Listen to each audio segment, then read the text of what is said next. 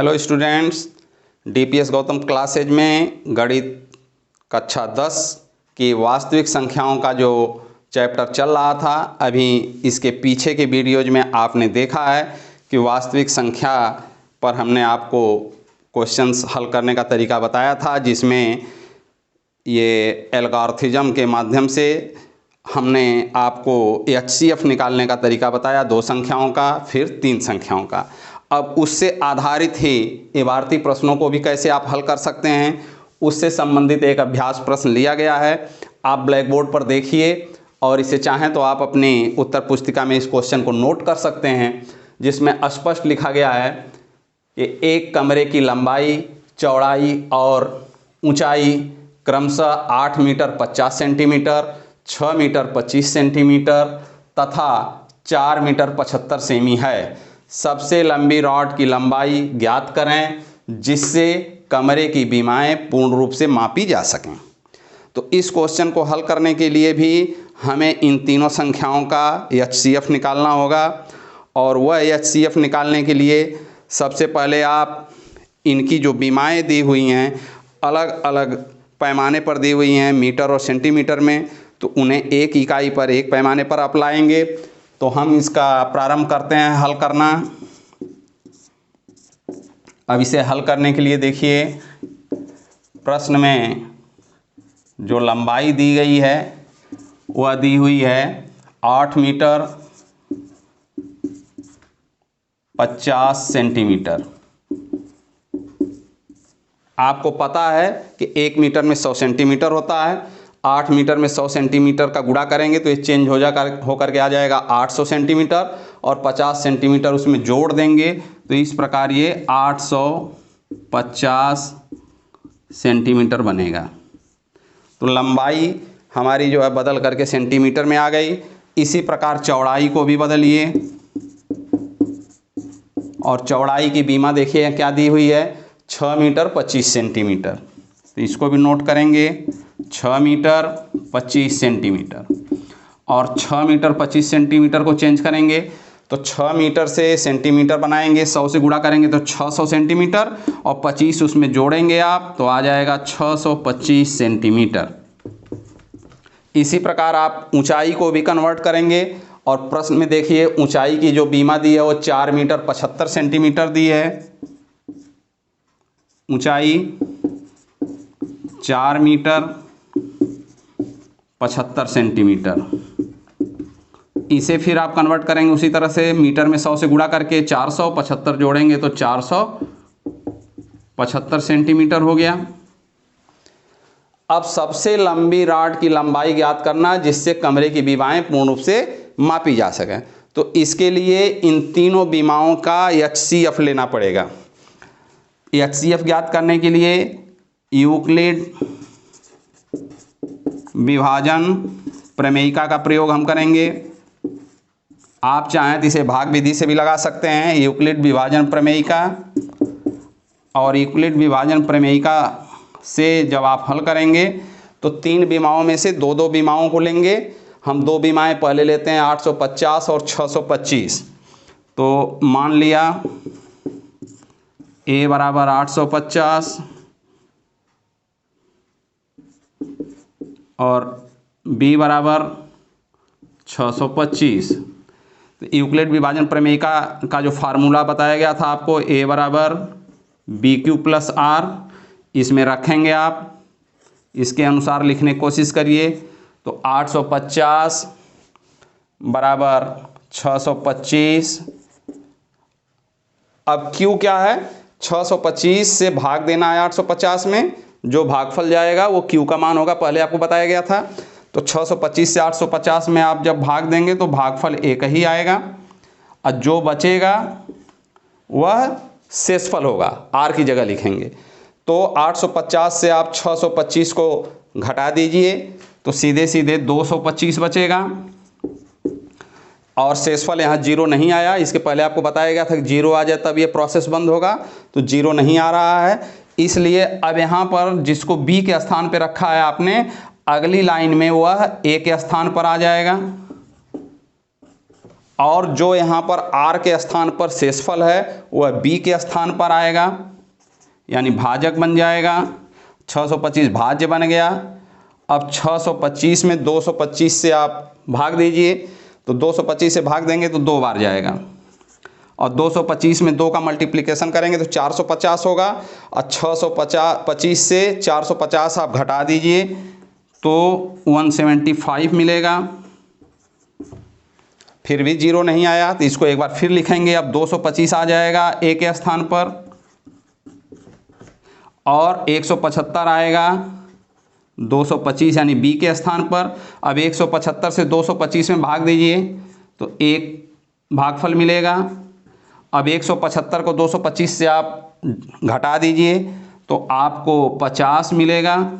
फिर भी 0 नहीं आया तो 175 को लीजिए आप 225 के स्थान पर, और 50 यहाँ आ गया, भाग देंगे 3 आएगा भागफल, घटाएंगे तो आपको 25 मिलेगा। फिर भी 0 नहीं आया तो अब 50 को लेंगे 75 की जगह, और फिर आप 25 लेंगे 50 के स्थान पर यानी b के स्थान पर। 25 से 50 में भाग देंगे तो 2 भागफल आएगा और शेषफल आ गया 0। यानी यह प्रोसेस एक पूरा हो गया। 850 और 625 को यूक्लिड विभाजन प्रमेयिका की सहायता से आपने लिखा, लास्ट में शेषफल 0 आ गया। शेषफल जब 0 आया उस समय b के स्थान पर क्या लिया था, 25 लिया था, इसलिए अब यह 25 इन दो संख्याओं 850 और 625 का HCF होगा। यहाँ लिख दे रहे हैं इसे, इसलिए 850 625 का HCF बराबर 25। इसी प्रकार जो दूसरी 2 संख्याएं अब उनको हम प्रोसेस करते हैं, उसमें एक कॉमन संख्या 625 लेंगे, अब इसे A मान लेंगे, 475 को B मान लेंगे। तो पुनः एक बार आप प्रयोग करेंगे यूक्लिड विभाजन प्रमेयिका, और 625 इक्वल टू 475।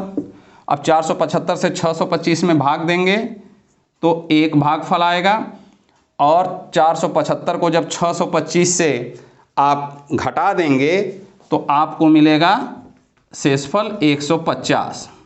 पुनः एक बार प्रोसेस करेंगे तो 475 बराबर 150, और 150 से जब 475 में आप भाग देंगे तो भागफल 3 आएगा, शेषफल 25 आ जाएगा।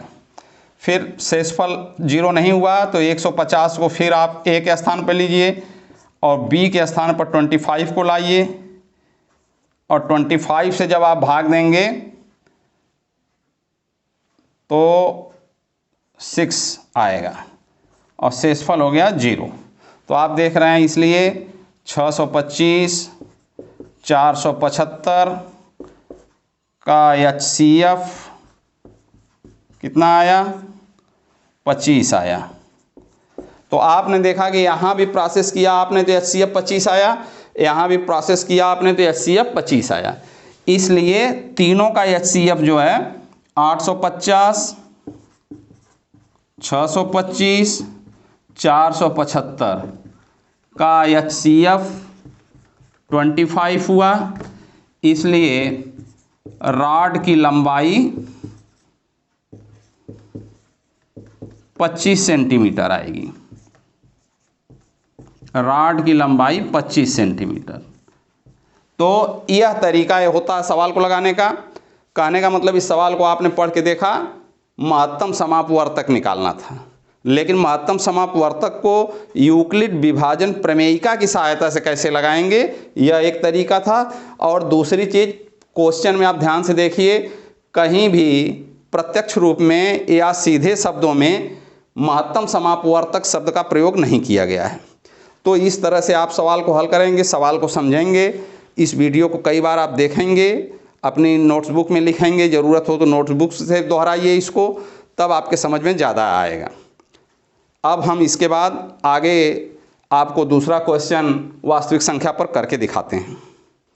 Hello students, DPS Gautam classes में कक्षा 10 वास्तविक संख्याएं का चैप्टर का अध्ययन हम लोग कर रहे थे। इसके पहले के वीडियोज में भी आपने क्वेश्चन देखा है।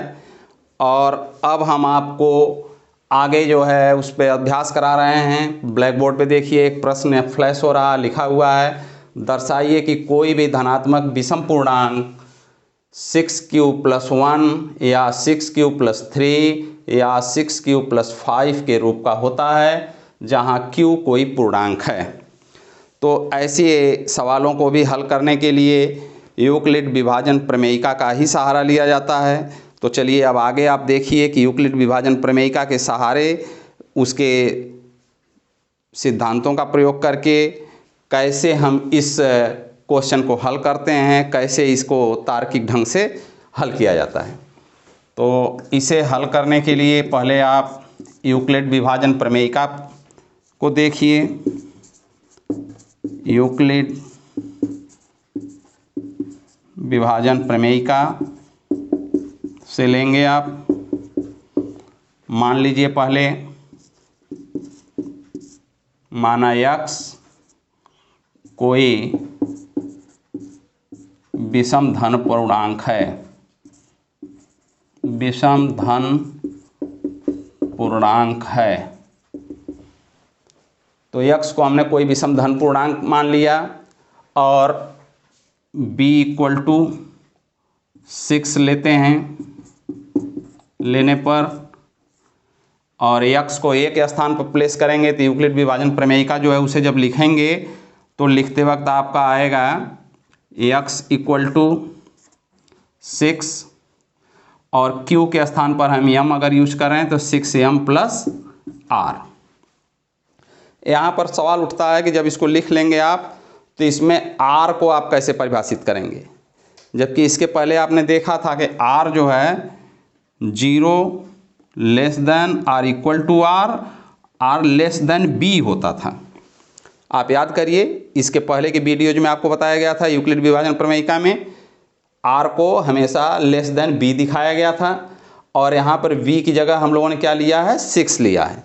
तो 0 <= r अर्थात r > 0, r = 0 और <6 होगा। इसलिए अगर इस परिभाषा को प्रयोग करेंगे आप तो r की वैल्यूज क्या आ सकती है, r की वैल्यूज आपको मिलेगी 0, 1, 2, 3, 4 और 5, इतनी वैल्यूज r की मिलेंगी। अब इस सवाल को हल करने के लिए r की ये जो वैल्यूज मिली हैं इन वैल्यूज को हम इस संबंध में x = 6m+r में बारी बारी से एक एक क्रमशः रखेंगे और रख करके जो वैल्यूज मिलेंगे उसको इसके हिसाब से देखेंगे कि क्या कोई भी धनात्मक विषम पूर्णांक 6q+3, 6q+1 या 6q+5 के रूप का है या नहीं है। तो ये देखने के लिए जब इसे हम रखेंगे तो x को चूंकि हमने विषम धन पूर्णांक माना है तो जब वैल्यूज जो मिलेंगी वो विषम धन पूर्णांक के रूप में आनी चाहिए। तो चलिए सबसे पहले r = 0 लेते हैं। r = 0 लेने पर अब इसमें जब आप वैल्यू रखेंगे x = 6m+r में तो आपको क्या मिलेगा, x = 6m+0 implies that x = 6m मिला। अब ये 6m को और हम परिभाषित करते हैं अगर, तो इसमें से 2 कॉमन हो सकता है, 3m आएगा। 3m को अगर आप q ले लें, 3m = q लेने पर तो क्या मिलेगा, x = 2q जो सम है। इसका मतलब कि यह विषम संख्या है ही नहीं है, यह सम है। इसी प्रकार फिर आप लेंगे r = 1 लेंगे, r = 1 लेंगे, फिर यहाँ r = 1 जब रखेंगे तो आएगा x = 6m+1। यहाँ पर m = q रखने पर q क्या है, q को प्रश्न में ही देखिए परिभाषित किया है जहाँ q कोई पूर्णांक है। तो ये x बराबर हो जाएगा 6q+1 जो विषम पूर्णांक है। जो विषम पूर्णांक है। अब इसको हम फिर आगे देखते हैं। तो आर की जो वैल्यूज आप देख रहे हैं, इसको आप नोट कर चुके होंगे जब मैं समझता हूं, तो इसे हम डिलीट करके फिर आगे बढ़ेंगे।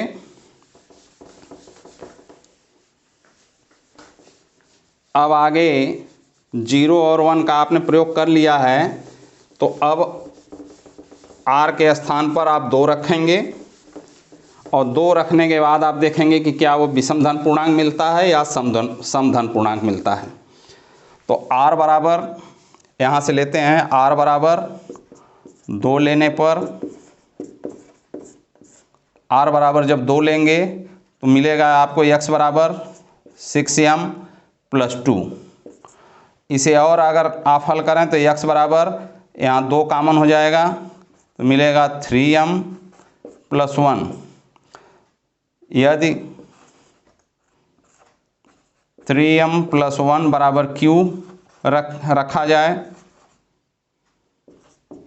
रखें तो मिलेगा x बराबर 2q, और x बराबर 2q क्या है, सम है। इसी तरह से फिर आप लीजिए x बराबर 3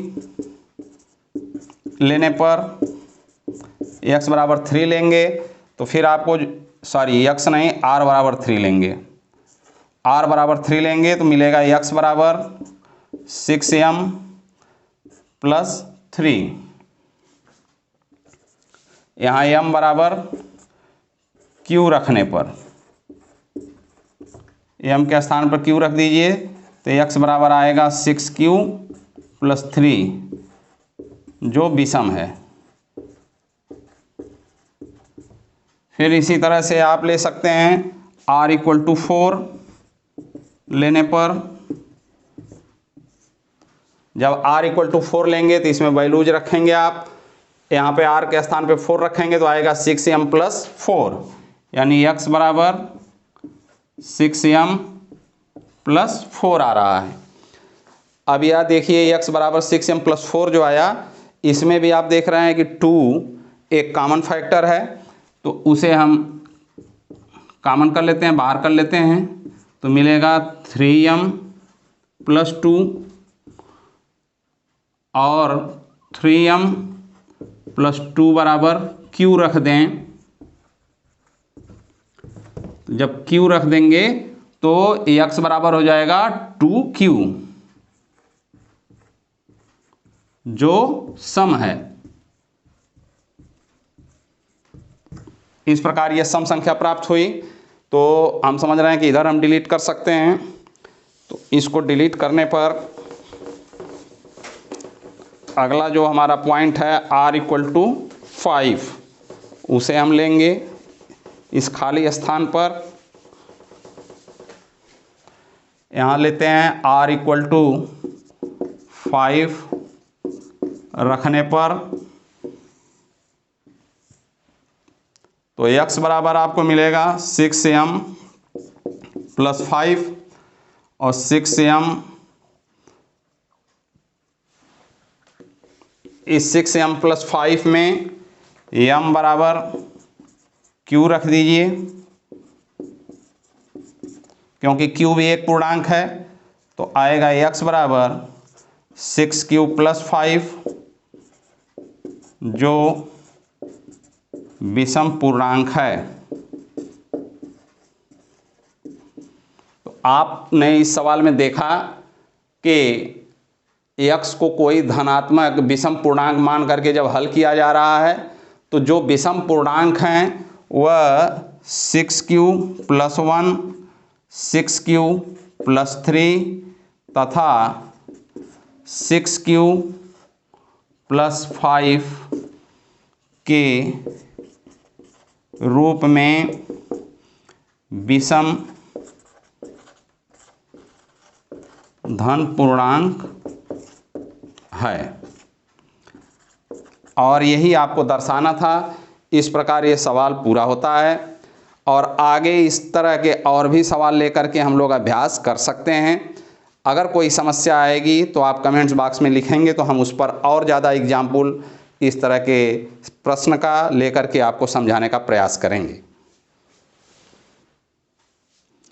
छात्रों, अभी पिछले क्वेश्चन में आपको एक विषम धन पूर्णांक संख्या को लेकर के उसके आधार पर एक सवाल हल करने का तरीका हमने बताया था।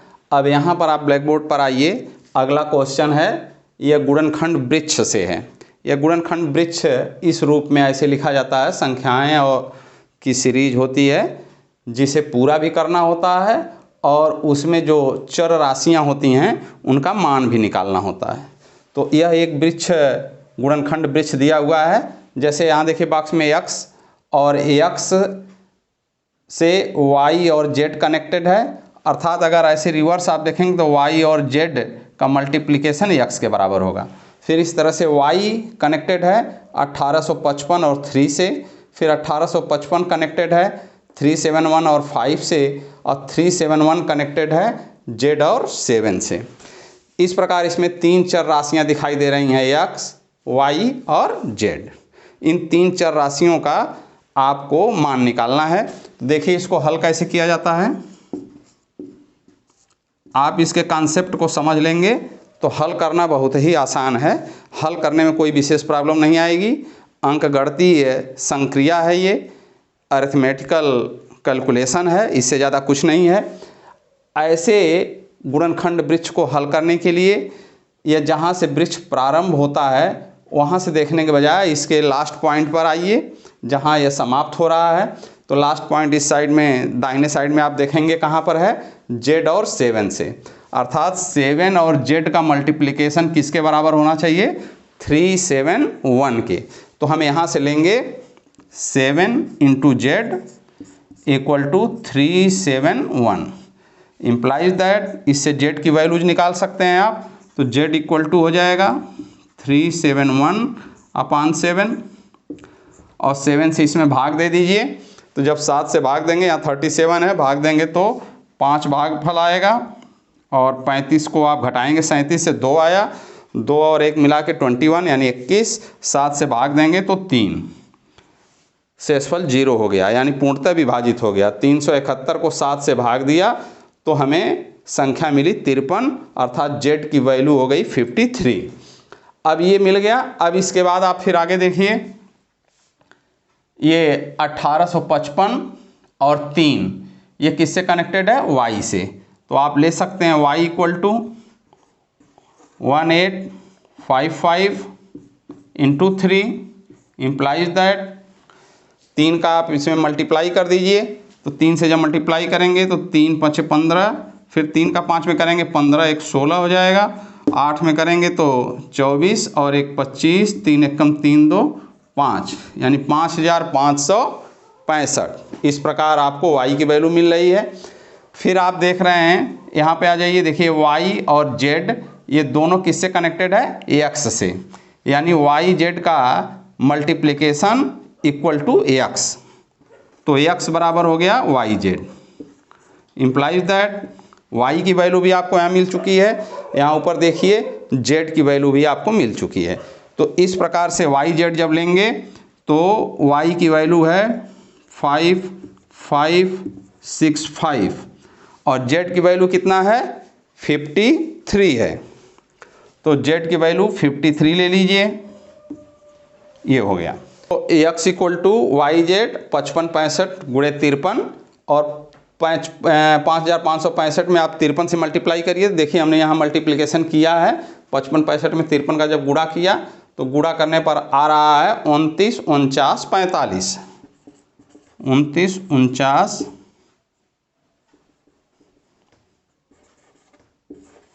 45, 2,94,945 ये x की वैल्यू आ रही है। आप इसे गुणा करके चेक कर सकते हैं, हो सकता है मेरा कैलकुलेशन कहीं गलत हो तो आपका सही होगा तो कमेंट बॉक्स में आप दीजिएगा उसको, हालांकि गलत होने के चांसेस बहुत ही कम हैं। तो इस प्रकार से ऐसे जो गुणनखंड वृक्ष से संबंधित क्वेश्चन आएंगे तो इस तरह से आप उसे हल कर सकते हैं। और ये CBSE में पूछा गया है ये क्वेश्चन। जितने भी क्वेश्चन आपको दिए जाएंगे वो किसी न किसी बोर्ड परीक्षा में पूछे गए हैं, या बोर्ड परीक्षा में नहीं पूछे गए हैं तो किसी न किसी कम्पिटिटिव एग्जाम्स में पूछे गए होंगे, विभिन्न प्रकार के यूपी बोर्ड के पिछले पेपर्स में पूछे गए होंगे, ऐसे ही क्वेश्चन को लेकर के आपको समझाने का प्रयास किया जा रहा है। तो इस प्रकार वास्तविक संख्याओं का यह वीडियो आज का पूरा होता है। अगले वीडियो में फिर अगले टॉपिक पे हम चर्चा करेंगे।